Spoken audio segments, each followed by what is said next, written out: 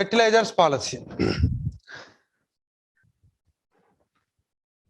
What are the different fertilizers normally we use in agriculture sector?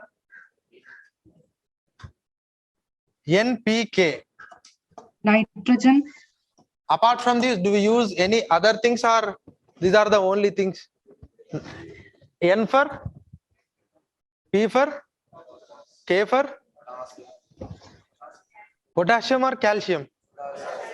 Those who are from arts background, I think, I don't know, but K is not for calcium, K is for potassium, and these are, and Ca for calcium.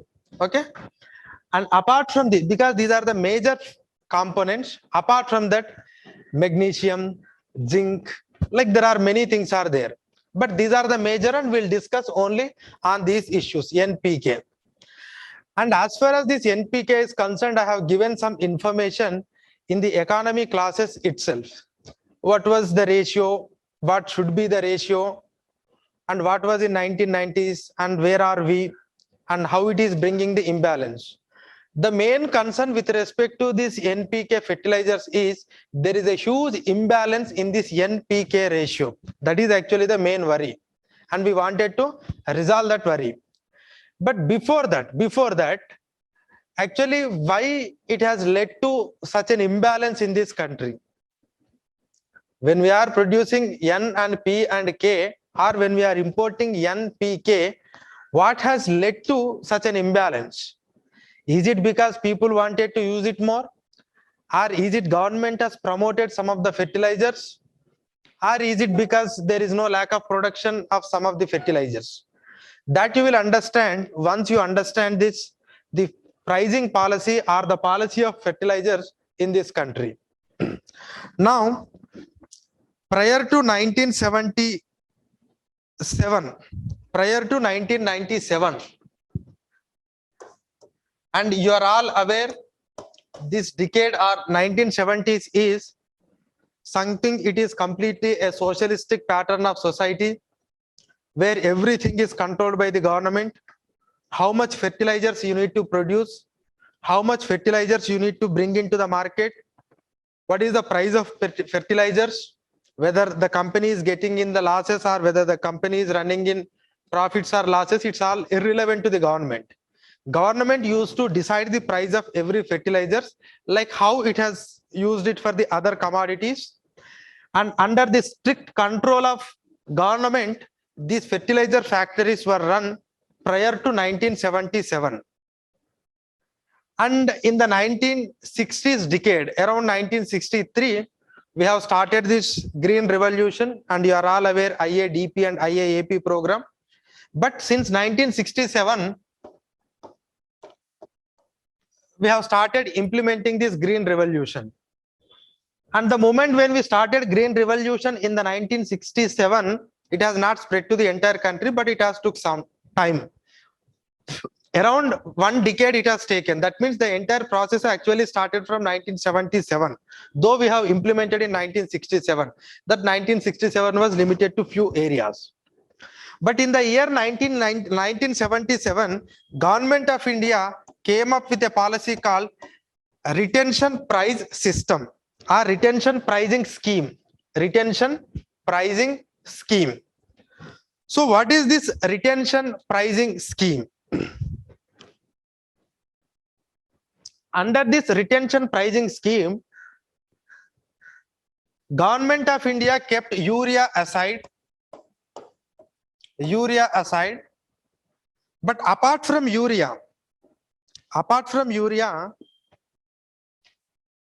for the remaining items, they have used this RPS model.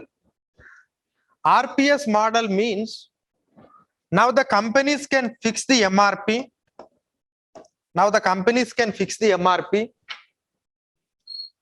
If government thinks that MRP is really high and the farmer cannot burden it, then they can offer some subsidy. Suppose if MRP is 50 and if the subsidy is 5, now the farmer has to pay only 45 rupees. But this policy is not applicable to urea. Why? Because We don't want to control this, and urea is completely controlled by the government. That means even this person cannot decide it as a 50 rupees, whether it is 50 or whether it is 30 or whether it is 25. It is completely decided by the government itself. Government itself. This was the policy we have started after 1977. And because of this policy, people started using more urea. People started using more urea because it is completely administered. When it is completely administered, definitely government will fix the price at lower level. That is how the price of urea has come down and the prices of other fertilizer has gone up, and people started using more and more urea because people don't know the macro and micronutrients that a plant needs.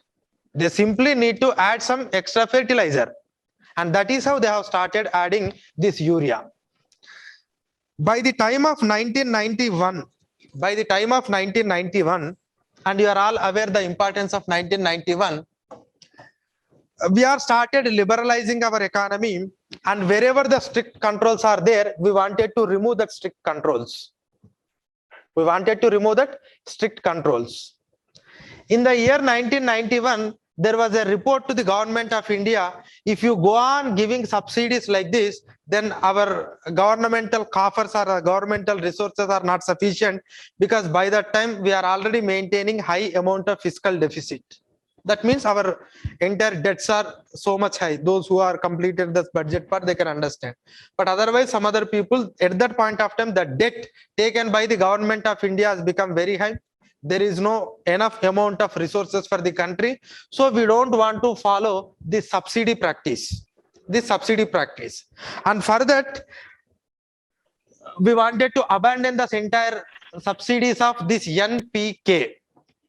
Then government of India decided to done away with this entire RPS system, but again it retained urea into an administered price system. But again, all the things were completely becoming into the equivalent to the market value. That means, and here in this RPS system also, urea to some extent relaxed. To some extent it is relaxed, and these are completely relaxed. But still some control is there with urea. But in the 1991, they have given a report that you please liberalize everything, and everything must be leave it to the market. But at that point of time, we have thought of very seriously, and we decided like we will regulate only urea, but we don't want to regulate any other fertilizers.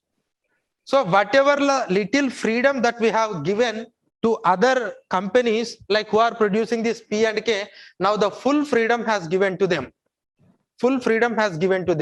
But still urea is under strictly controlling system of government, because under the Green Revolution we have promoted only rice and wheat, and this rice and wheat needs more amount of nitrogenous fertilizers, and that to urea consisting of around 45 to 50% of nitrogen component. Apart from that, whether it is DAP or whether it is the other things, they are also consisting of nitrogenous component, but the nitrogenous component in other fertilizers is less. But whereas in case of urea, it is completely dominated by the nitrogenous thing. And you know the effects of the nitrogen. And if anyhow completed this ecology, they can understand the cultural eutrophication. This process you will understand in ecology, that cultural eutrophication is happening because of nitrogen. And because of these imbalances, unfortunately, some plants, even if you are using the pesticides and other techniques, you are unable to grow. And moreover, the soil composition has completely changed. But anyhow, in the year 1991, when we decided to liberate the complete P and K and other fertilizers and want to control nitrogen, then this P and K prices again started increasing. P and K prices started increasing because government don't want to control the prices of P and K, and government only want to control the prices of urea. Again, this process has continued for some more years. In the year 1997, 1998, again there were serious discussions happened on this fertilizer policy. In the year 2000, Expenditure Reforms Committee in the year 2000 again recommended to review the entire process of subsidy on fertilizers. The entire process on subsidy of fertilizers. So now what you need to do? Actually, when we have done the review in the year 2000, it's not purely to really bring the balance of the different components on the soil, but it is the entire committee's purpose is to make sure that the fertilizers companies must be competitive enough, because by that time our companies are not performing well, because they are not running on a market lines. Governments are giving huge subsidies, that too in case of urea. And if you go on giving the subsidies like that, the companies may not become efficient, may not be potent, and may not compete in the world market. That is why we have decided to review this entire pricing policy. You cannot allow the companies to more depending on the government, because after 1991 government started withdrawing. Wherever the government is giving the support, that support is withdrawn, and the government wanted the companies to run on their own commercial and managerial lines, not on subsidy by the government. That is how this committee has appointed, and this committee has given the report. And after this committee's report, in the year 2003, again we have come up with a new policy. In the year 2003, again we have come up with a new policy. This policy we call it as New Pricing Scheme, NPS. New Pricing Scheme. But the entire motto of this new pricing scheme is not to bring equality of different components on the soil, but it is purely to help the urea manufacturing companies, because the pricing at that point of time is completely done by the government. It has become a loss to the industries. So we wanted to make the companies more efficient. And under this policy, actually this policy is not important for us, but under this policy what we have done is the subsidies what we are giving it to the urea manufacturing companies, we have divided into a different categories. The companies which were started prior to 1991, the companies which are started post 1991, the company uses ammonia as a input, the company use other material as an input. So based on the different category, we have started giving a different subsidy to the urea companies, because we wanted the companies to run well and they have to be competent. With that intention, we have brought this. But still, whatever the policy that we have been continuing since 1991, where we are fixing the price of urea, that means government is fixing the price of urea, and government has left all the remaining fertilizer to the open market. And because of the increase in crude oil prices and the processes, inflation and everything, the prices of P and K started increasing, but whereas the prices of urea is strictly under the control of the government of India.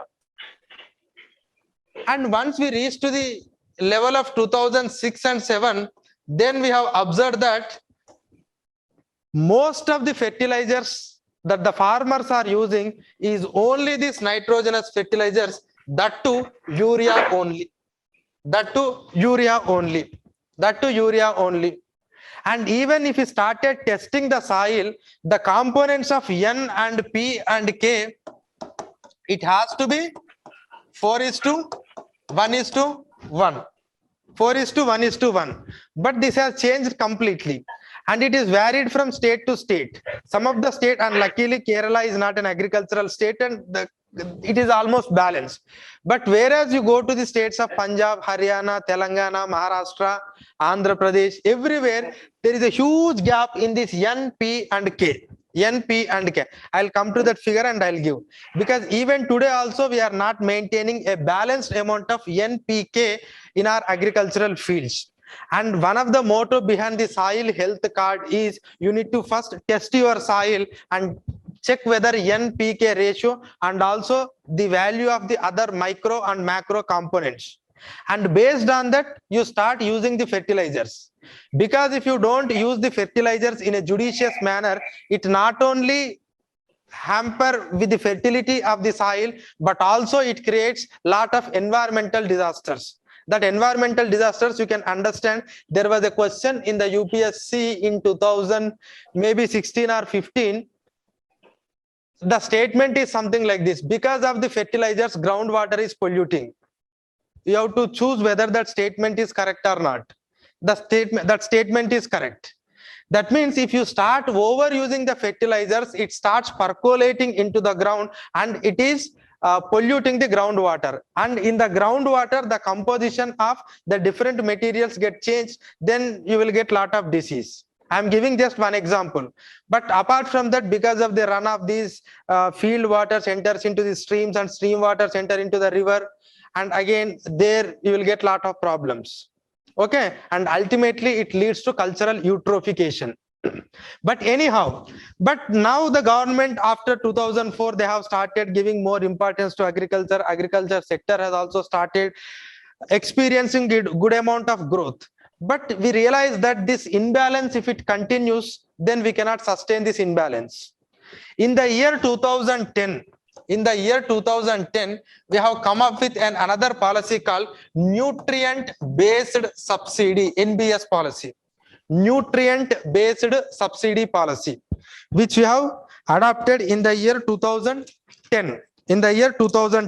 And even today we are following the same nutrient based subsidy policy.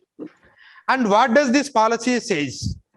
Our previous policies are completely skewed towards the usage of urea or nitrogenous fertilizers. But here what we wanted to do is that whatever the 1977 subsidy model we have brought, that subsidy model again we have introduced now. Now under this, union government will announce the subsidy for nitrogen, phosphorus, potassium, and for other things. They will announce subsidy. Suppose just assume 18 rupees per kg subsidy, 15 rupees per kg subsidy, 10 rupees per kg subsidy. Just assume. Now again you will have the fertilizers. Apart from urea, you are having many things. And again, the price will be decided completely by the market. That means based on the international price, what is the market, and they will decide just it as 150 rupees. Again, they have to print the subsidy price also. Suppose if it is potassium, okay, 10 rupees. 1 kg potassium is there in this, and 1 kg of phosphorus is there in this, 15 rupees. Total how much? 25. Now the farmer has to pay 25 rupees less compared to MRP. It is not something like giving subsidies to the companies. But whereas in case of urea, the government again itself decides the price. Just assume the market price is 450 rupees. Government will directly reimburse that amount to the urea manufacturing companies, and manufacturer will himself print 200 rupees on this bag, and you have to purchase it 200 rupees. This whatever the difference between 450 and 200 will be directly paid to the company. But whereas in case of this 150, and you have to pay only this much amount of money, remaining thing will be reimbursed to the whatever the dealer or the trader, whoever is supplying in a bulk amount. But what happened is, this is what exactly the policy we have brought in the year 2010. Why we have brought this policy again? Because there is a huge imbalance in the usage of fertilizers, and as we have deciding the price of urea at lower level, people are using more urea. We wanted to use the people for other fertilizers also, but for that we are giving a minimum amount of subsidy. So let the people use minimum amount of these fertilizers also, instead of using completely urea.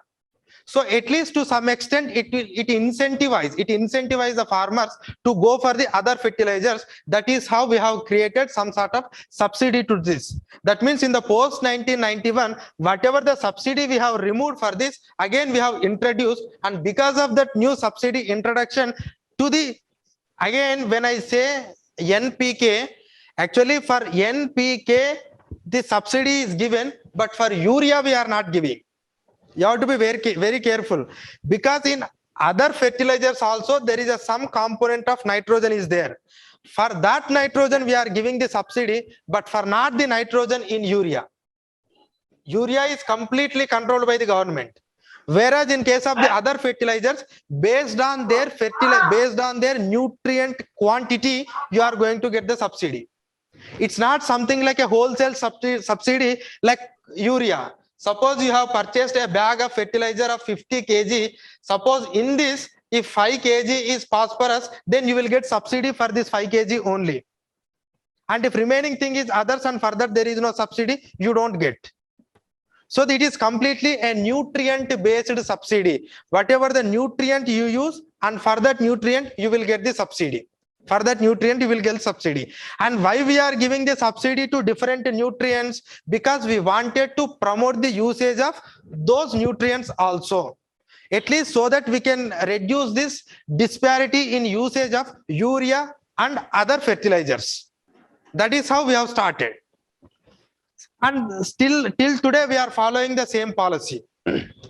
Now what happened is, even after subsidy also, even after subsidy to the other fertilizers also, there is no change in enough composition of the fertilizers, both at the soil level, both at the consumption level. I'll come to the difference between soil level and consumption level.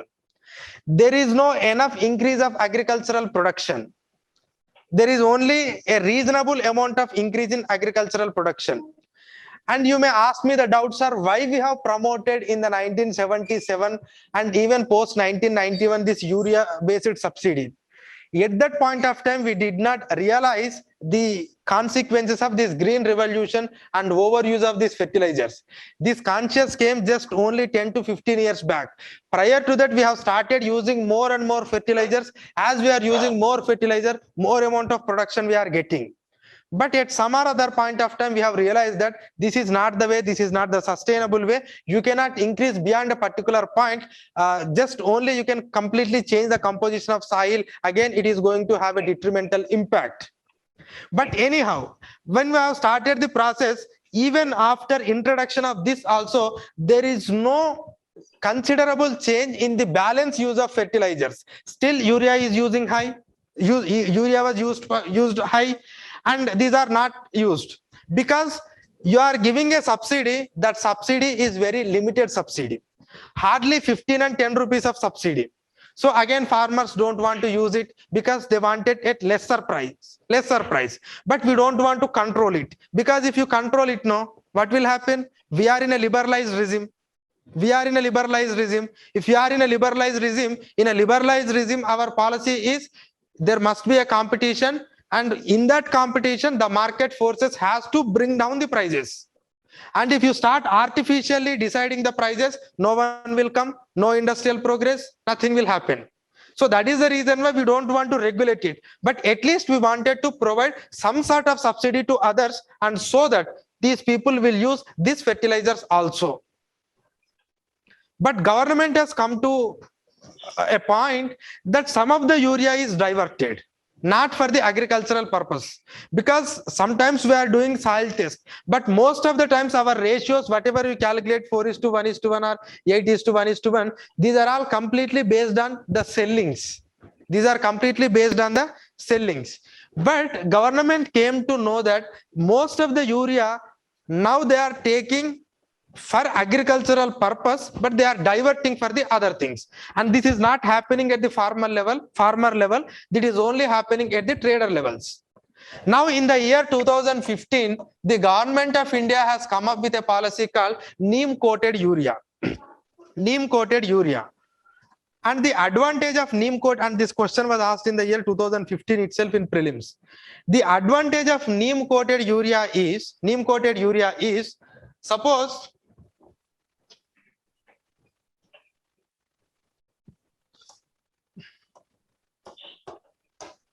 this is the plant. Normally, you will use urea crystals here. First of all, we will supply water, we will irrigate it.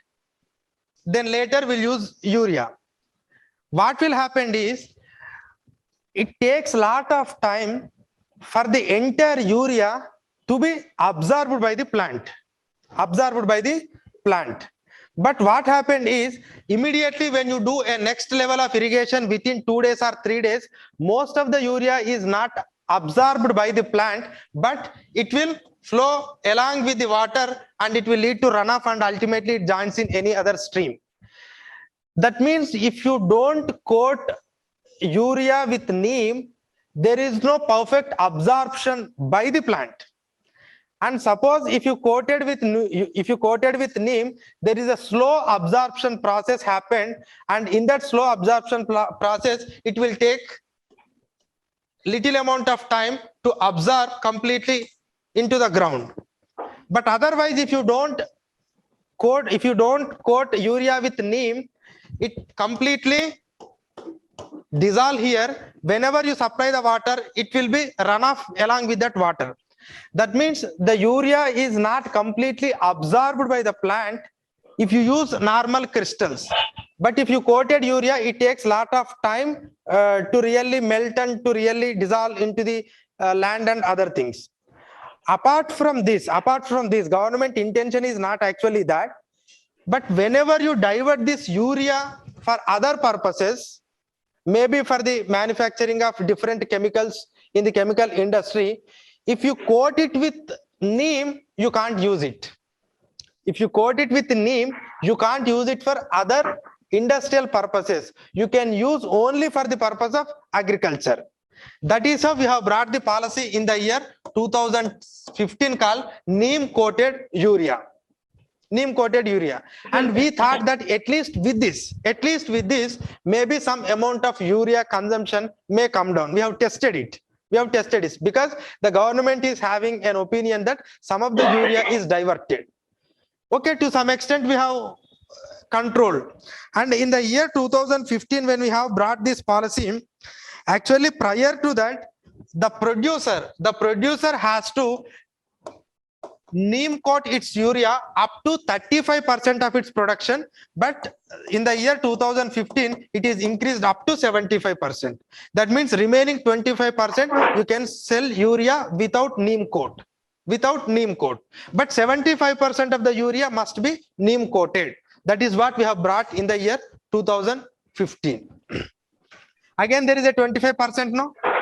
This can be misused. Why I am saying this is completely a controlled urea, and in this 78% of the price is burdened by the government.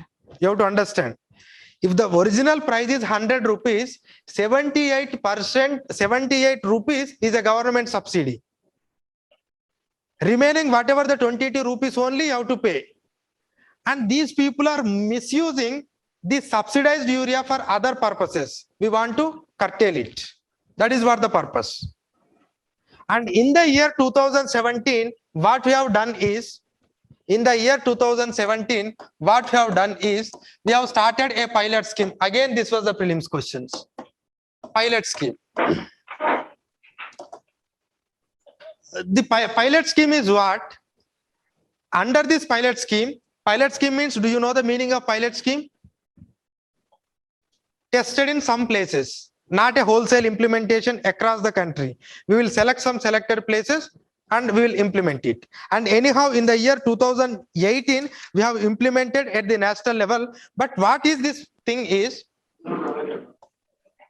this is a retailer shop. Now the farmer came here to purchase the fertilizers.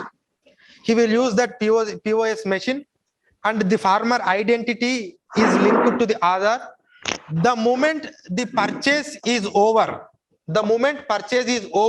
then this information will be sent to the government of India. Like so and so person has purchased 2 bags of urea. After purchasing, then when this information reaches to the government, then government will release the subsidy on urea to that whatever the wholesaler or to that manufacturer. So simply government is not giving a blanket subsidy to the urea manufacturing companies or wholesalers. Once it is delivered to the farmer, or once it is delivered to the consumer, then only the subsidy is crediting in the accounts of the manufacturer or wholesaler. At least with this, to some extent, we can curtail the usage of urea, so that we can stop the diversion process. So for the diversion, to stop the diversion of urea, we have brought two schemes. One is neem coated urea, and second one is the subsidy transfer only after delivery to the consumer. Only after delivery to the consumer. In the year 2018, we have implemented at the national level. And the statement in the year 2018 and 19, I don't know, the DBT scheme is applicable to the urea throughout the nation. This is what the meaning of the statement. That statement was wrong actually. In UPSC, you will get the statements, no? Here we are not giving a DBT scheme. Do you know what is the DBT? DBT means what? There is a difference between this and DBT. I'll give LPG cylinder example so that you can understand. See, LPG cylinder, you will go to the dealer, and what is the price of LPG cylinder now? 900 rupees. You will pay 900 rupees. Once you pay 900 rupees, once that entire transaction is completed, this information goes to the Government of India. Government of India will release whatever, whether it is 150 or 120 or 200, into the accounts of beneficiary. Into the accounts of beneficiary. But here, how much you are paying? You are paying the market price. You are paying the market price. But whereas in case of urea, the farmer is not paying the market price. The farmer is paying a subsidized price. Just assume the price of urea is 1000. Farmer is only paying 250 rupees. Only 250. The remaining 750 will be credited to that particular manufacturer only after he receives, or only after this transaction is completed. So this is not DBT. The benefit is not to the beneficiary. Benefit is to that company. Have you understood the difference between this and this? Is it clear? It's not DBT scheme. But in the exam, the question was asked something like that. So Government of India is implementing DBT scheme in fertilizers throughout the country.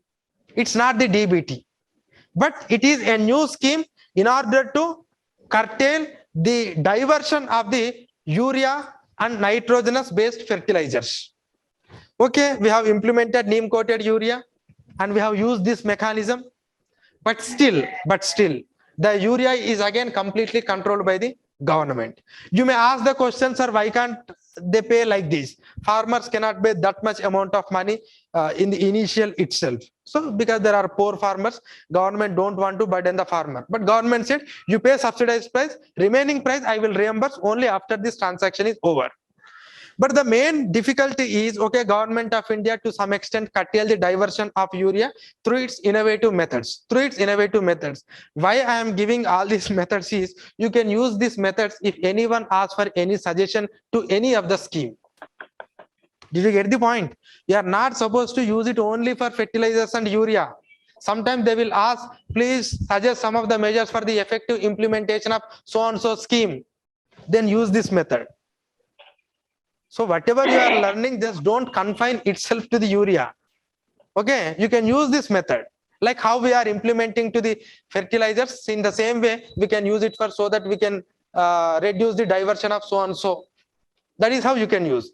But anyhow, after these things, but still urea is completely under the control of government.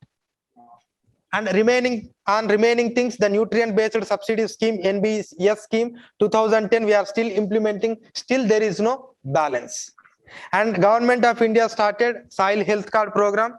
Some of the states are not implementing. Some of the states are implementing but not effective manner.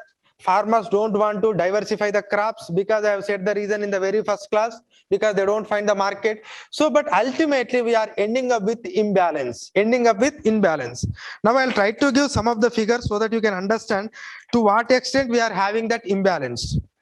This NPK, and I have told you the ideal figure, 4:1:1. If you're looking into the Punjab, it is 33.7, 8:1. This is the ratio in Punjab. And I'll give the figure for Kerala. It is 1.3 is to 0.7 is to 1. Not that Kerala people are so aware about all these things, but Kerala is not a primarily agricultural state. Whatever you are doing, it is a simply subsistence farming.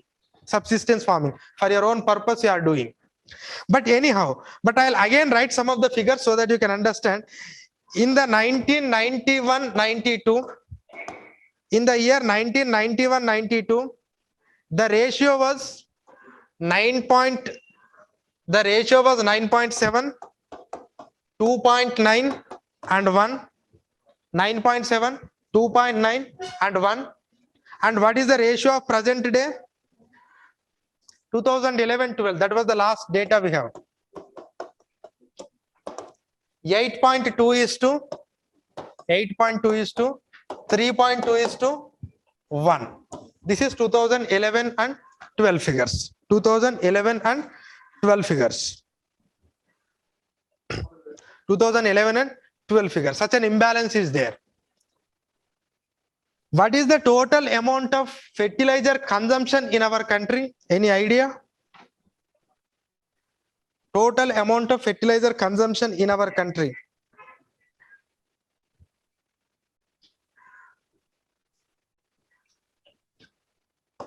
Around 36 million tons. 36 million tons. 360 lakh tons. 360 lakh tons. 360 lakh tons. It includes urea, it includes others also. It includes urea and others also. But out of this 336 million tons, almost we use 33 million tons of urea itself. Urea itself. On that urea, 78% of the subsidy is given by the government. And the subsidy for this year, 2021-22, is 79,530 crore. 79,530 crore of subsidy on urea we are giving. Subsidy on urea. No, it's for total, not urea. Total fertilizers, because we are giving a subsidy to other things also, but that subsidy part is very less, but the overall fertilizer subsidy is 79,530 crore. And the food subsidy is the first highest subsidy that the government is giving. Next fertilizer subsidy, next petroleum and other subsidy. And now the petroleum and diesel, now they are not administered in the year 2013. Subsequently in the year 2014 and 15, we have decontrolled the prices of petrol and diesel. Earlier, prior to 2013, petrol and diesel prices are strictly controlled by the government itself. Government used to decide, but now the decision is not by the government. After all, government can increase and reduce the taxes, but the prices is now completely depending on the international market.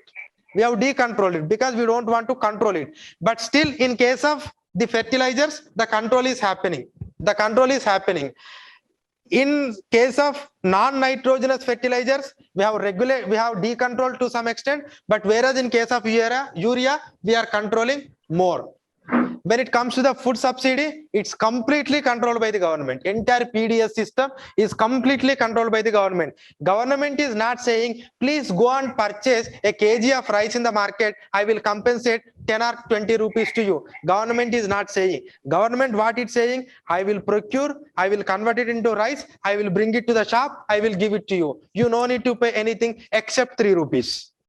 So that is strictly controlled. Wherever strictly controlled, the burden is more. Wherever the decontrolling started, the burden has come down. And wherever we are completely deregulated, there the burden again fully gone. But as it is regulated to some extent, that is why 79,530 crore of subsidy every year we are paying for this. We are paying for this. But the main question is, we are giving 79,530 crore of subsidy, but are we getting any extra results? We are getting results, but are we getting extra results? Moreover, the entire soil nutritious composition is completely changed. That is the reason why in some areas, even if you go for the other crop, you are unable to grow that particular crop because that crop don't requires that much amount of nitrogen. It cannot survive in that. And simply you are going for rice and wheat and rice and wheat and rice and wheat. One of the things, because your land don't supports. Your land don't supports because the composition has changed in that way. And simply our farmers, they except rice, except paddy, we cannot grow anything because our land don't supports it. And you know the mechanism of organic farming. What does it mean, organic farming? Organic farming means what?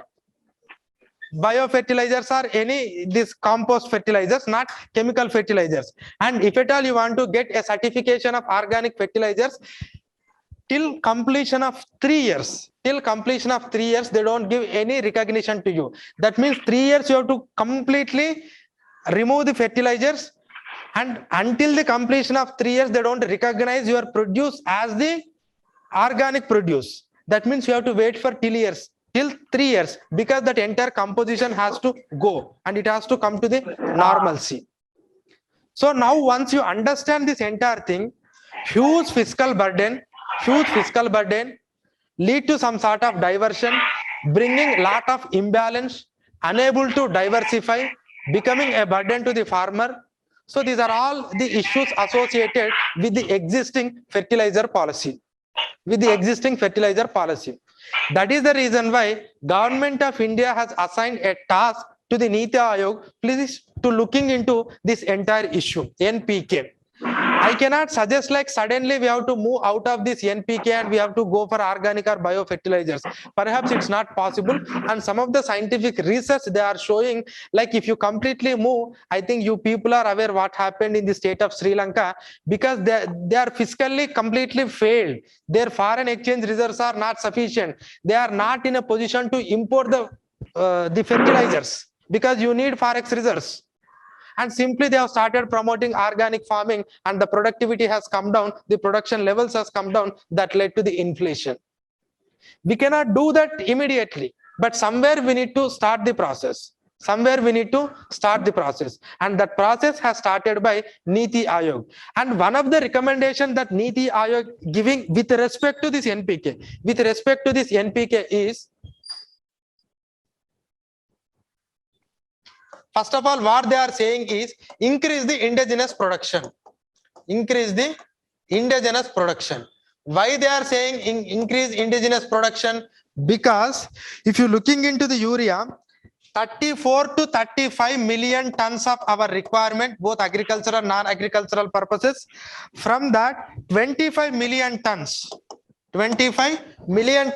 only we are producing, and remaining whatever the 10 or 11 million tons we have to import it.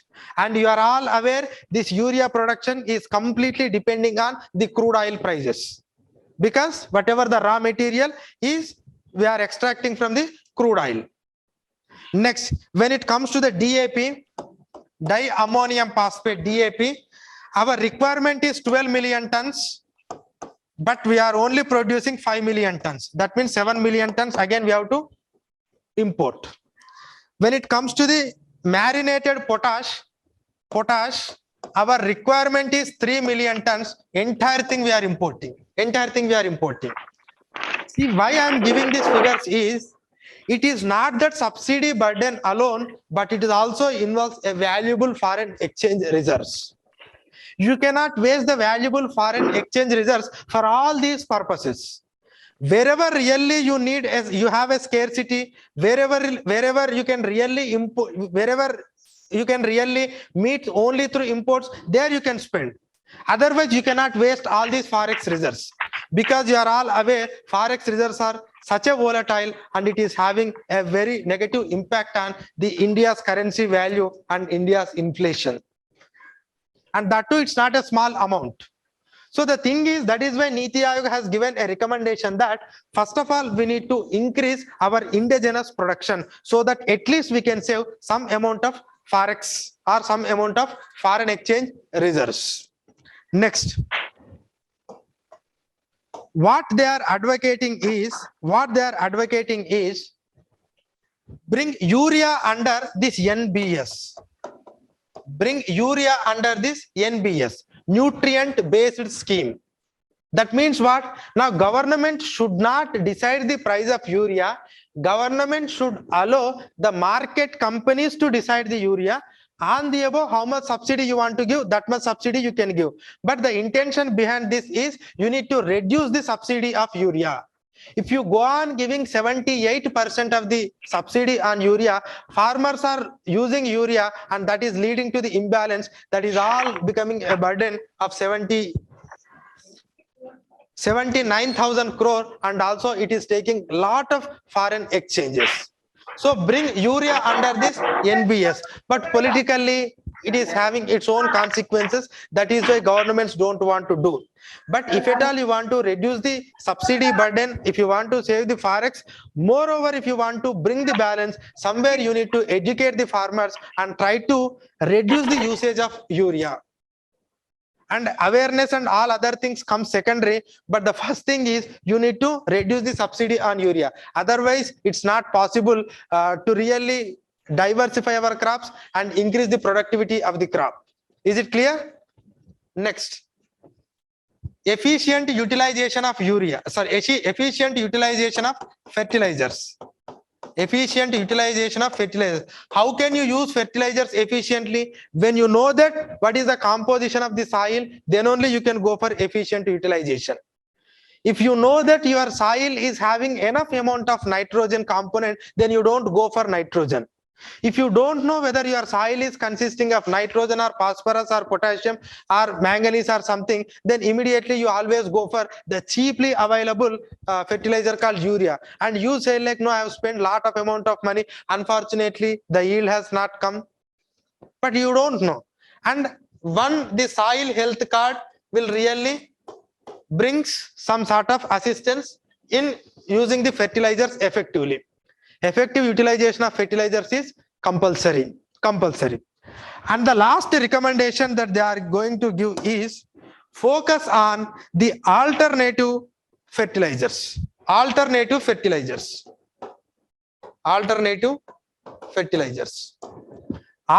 fertilizers means both organic fertilizers and biofertilizers. Biofertilizers. What is the difference between organic fertilizer and biofertilizer? Is there any difference or the same?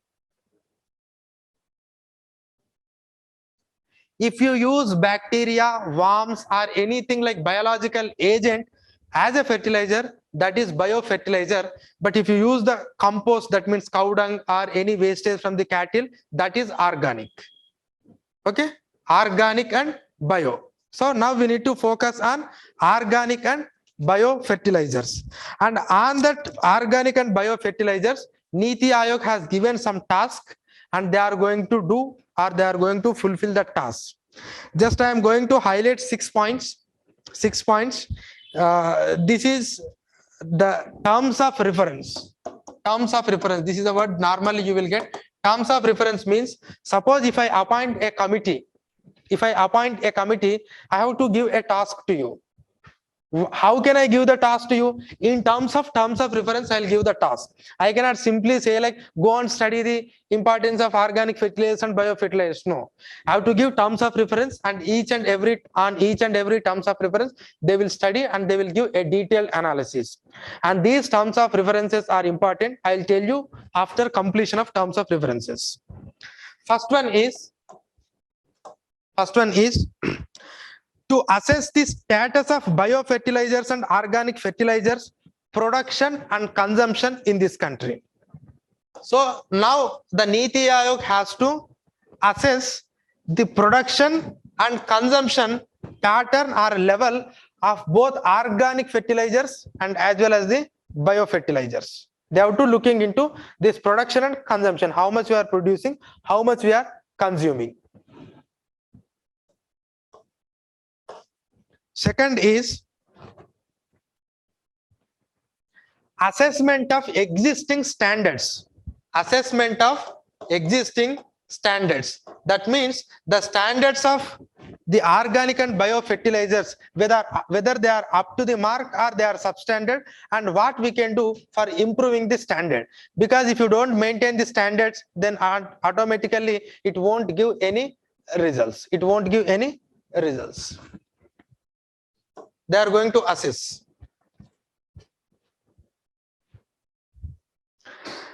And to devise an innovative ways and policy, to devise innovative ways and policy to promote cattle economy. To promote cattle economy. It's not only consuming the cattle, but the cattle is having lot of other advantages because it is going to create lot of fertilizers. And I think already some techniques were already started. And Subhash Palekar, have you heard about him? Subhash Palekar, he has started organic fertilizer in the state of Maharashtra. And I think you might read in some of the materials about zero budget natural farming. Zero budget natural farming, it was already at the experiment level, it was started in Andhra Pradesh, but I don't think so. But what is the fully organic state in this country? Sikkim is a fully organic state in this country. So somewhere you need to start that process, and especially please focus on this cattle economy. Okay, cattle economy. And convert the cattle into an economic asset. Convert the cattle into an economic asset because that is the requirement of the day.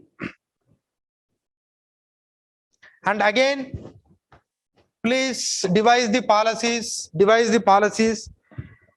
for encouraging the commercial production, packaging, marketing, distribution of biofertilizers. So at a commercial scale, we need to start this. For that, what are the things we need to promote? That must be prepared by the Niti Aayog. And again, branding, certification, these are all some of the issues. So Niti Aayog will studying into branding and fertilizing, branding and certification, branding and certification.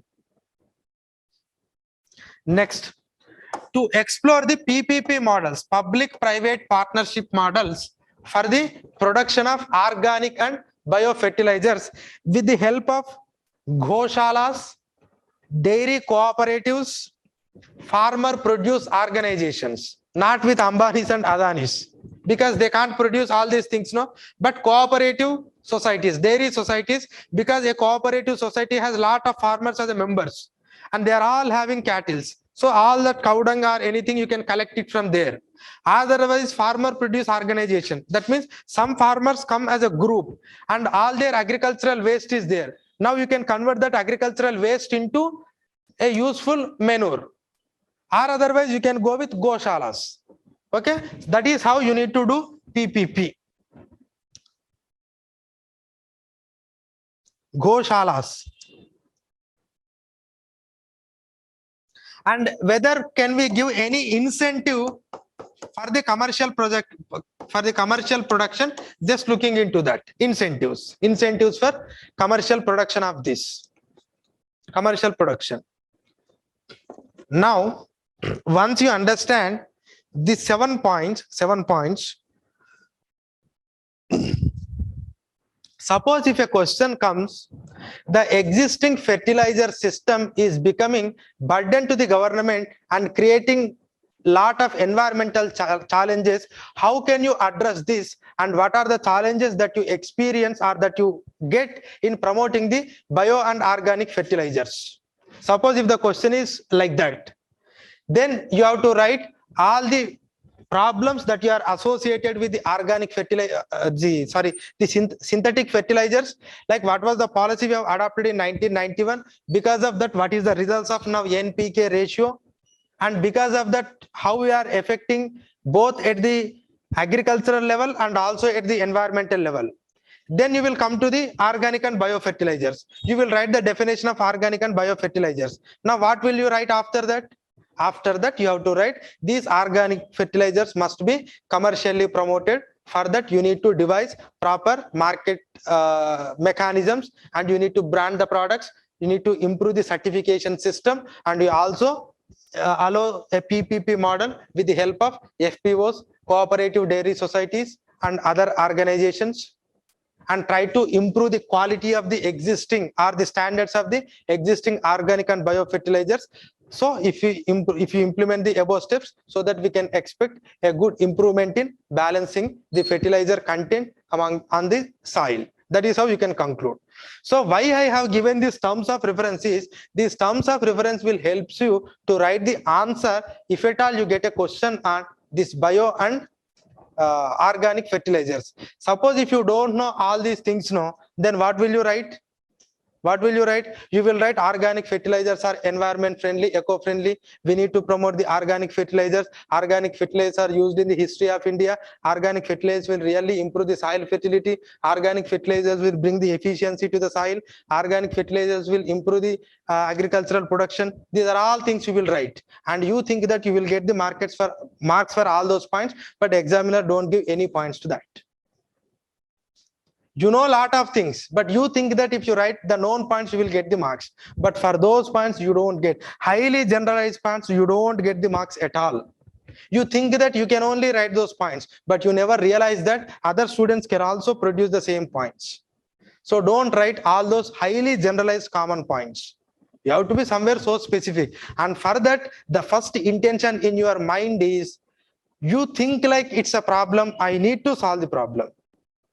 If that intention is there, definitely a lot of good points will come into your mind. Otherwise, simply for the sake of reading and writing, if you do, you will bring all these generalized points. And today morning I have corrected one student paper, and for every question he is writing, you need a redressal mechanism, you need a grievance redressal mechanism. See, writing about grievance redressal mechanism become a habit in India, and you don't know that lot of grievances redressal mechanisms are there. And for some of the things, you don't know whether the grievance redressal mechanism is there or not, but still you suggest that there must be a grievance redressal mechanism, because these are become a common points. See, don't go with all common points. You have to be specific. Okay. So this is something about the fertilizer. So we need to move to the alternative fertilizers, because the reason is that, and we have tried and tested a different models. We have tried and tested different models, like bringing this, whatever the nutrient based subsidy, try to stop the diversion of urea, and even we have used the neem coated urea methods, but still we haven't succeeded enough. Perhaps the time has arisen where you need to promote the alternative fertilizers, so that we can bring the quality of soil. That is very important. Is it okay? And one thing, I think it is MS Swaminathan has said, the exact statement is, you should not nurture the plant, but you should nurture the soil. Have you got the point? But what are all our intentions is, we always want to give more and more fertilizers to the plant itself. No, don't nurture the plant, nurture the soil. The soil itself gives enough strength to the plant. And when your soil condition is so bad, then definitely, even if you give n amount of fertilizers and pesticides, you can't help. Okay. So this is something about this fertilizer policy. And if at all anyone is interested, they can make a short essay of 500 words or 600 words and try to show to me. Because if I coming and saying like this, no, you people are simply sitting, writing, listening, going, I don't know whether is it really helpful, or are you making use any out of it? I don't know. If anyone is interested, they can come. If everyone comes, it's not a matter of any issue for me, but try. Okay. And one more thing I'll tell you, without knowing much of the knowledge, you people start writing the answers. Without knowledge, if you try to write the answer, I'm not saying that is a bad practice. At least you know how to write the answer. But the point is, if you don't know information, you will write all simple points. You will write all silly points. You don't know how to make a statement. You don't know how to consolidate the information and write the consolidated point. See, you cannot go on writing simple points like 1, 2, 3, 4, 5, 6, 7, 8, 9, 10. No. You no need to write 10 points. You have to write 5 to 6 points, but with complete elaboration. And every point should give some information. You cannot simply like it improves efficiency, it improves transparency, it improves, let it be traceability. You cannot go on with that silly points. A point should consisting of some information. It should make some sense. That is how you need to write the points. And that is possible only when you know the information. Okay. Okay. This is subsidy of on fertilizers. Now I'll move to the next topic.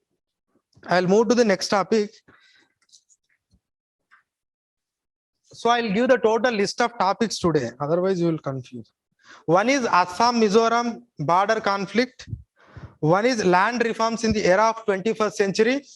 And another one is Unlawful Activities Prevention Act. And we have completed this fertilizer subsidy policy. Now I'll take Unlawful Activities Prevention Act. Later we'll go to the Assam Mizoram conflict and land reforms in the era of 21st century.